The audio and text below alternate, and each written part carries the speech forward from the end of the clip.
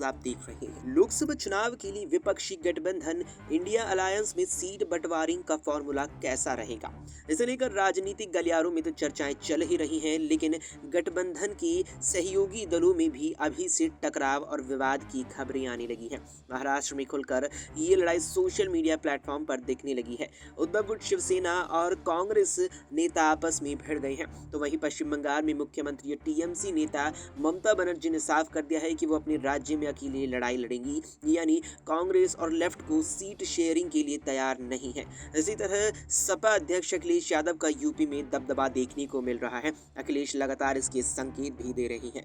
बता दें कि इंडिया गठबंधन की बैठक में सीटों को लेकर सहमति बनाने के लिए 31 दिसंबर की डेडलाइन तय की गई, लेकिन ये कैसे होगा, ये स्थिति अभी तक स्पष्ट नहीं हो सकी है। पंजाब, दिल्ली से लेकर महाराष्ट्र, पश्चिम बंगाल और यूपी तक में सीट शेयरिंग पर पेंच फंसा है और अलायंस में शामिल पार्टियों के स्थानीय नेताओं में टकराव देखने को मिल रहा है।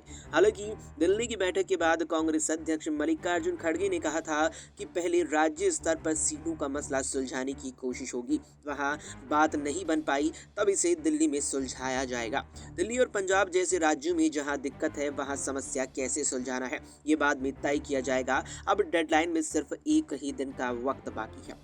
सबसे पहली बात महाराष्ट्र की करें तो यहाँ बात को लेकर चर्चा है कि महाविकास आघाड़ी में शामिल दल कांग्रेस, उद्धव गुट, शिवसेना और एनसीपी में सीटों का बंटवारा कैसे होगा और राज्य में कुल 48 सीटें हैं। उद्धव गुट की तरफ 23 सीटों की मांग की जा रही है और उसकी सूची भी तैयार कर ली गई है, जिस पर यहाँ कांग्रेस सहमति बनाती नजर नहीं आ रही है।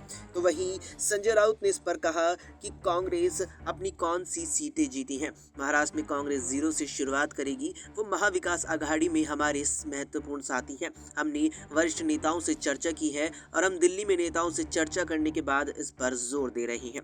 राउत का कहना है कि ये महाराष्ट्र है और शिवसेना यहाँ की सबसे बड़ी पार्टी है। आज भी महाराष्ट्र में शिवसेना नंबर 1 पार्टी है। लोग शिवसेना और शरद पवार के पूर्ण समर्थन में हैं। महाविकास आघाड़ी के बीच बंटवारे के मुद्दे पर कोई टकराव नहीं है। बता दें कि इस मामले पर कांग्रेस नेता संजय निरुपम ने कहा कि शिवसेना अब काफी कमजोर हो गई है, 23 सीटें देने का सवाल ही नहीं उठ रहा है। उन्होंने पूछा वो 23 सीटें का क्या करेंगे, उनके सारे नेता चले गए हैं। उद्धव ठाकरे उम्मीदवार कहां से हैं? अब कोई नहीं जानता कि महाराष्ट्र में उद्धव ठाकरे के पास कितने वोटर हैं।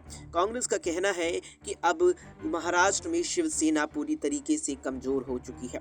तो वहीं बंगाल की बात की जाए तो अगले साल लोकसभा चुनाव है, यानी जिसमें अब कुछ ही वक्त बाकी है। इससे पहले गुरुवार को ममता बनर्जी ने बंगाल में अकेले चुनाव में उतरने की इच्छा जताई थी। ममता ने कहा था कि इंडिया अलायंस पूरे देश में होगा, बंगाल में टीएमसी लड़ेगी और बीजेपी को हराएगी। इसके बाद यहाँ पर लगातार ही टकरार की स्थिति है। तो वहीं अगर अखिलेश यादव और उत्तर प्रदेश की बात करें तो मध्य प्रदेश विधानसभा चुनावों में सीट बंटवारों को लेकर जिस तरह कांग्रेस और अखिलेश यादव की सपा के बीच विवाद हुआ था, उसके बाद अखिलेश ने उत्तर प्रदेश में सीट शेयरिंग पर अपनी रुख साफ कर दिया था कि वे ज्यादा से ज्यादा सीटों पर अपनी दावेदारी ठोकने वाले हैं। अब देखना है कि कितनी सीटों को लेकर किस तरह से बंटवारा इंडिया अलायंस में होता नजर आता है। फिलहाल के लिए इस वीडियो में इतना ही। देश और दुनिया की तमाम खबरों के लिए आप देखते रहिए SPN9 न्यूज।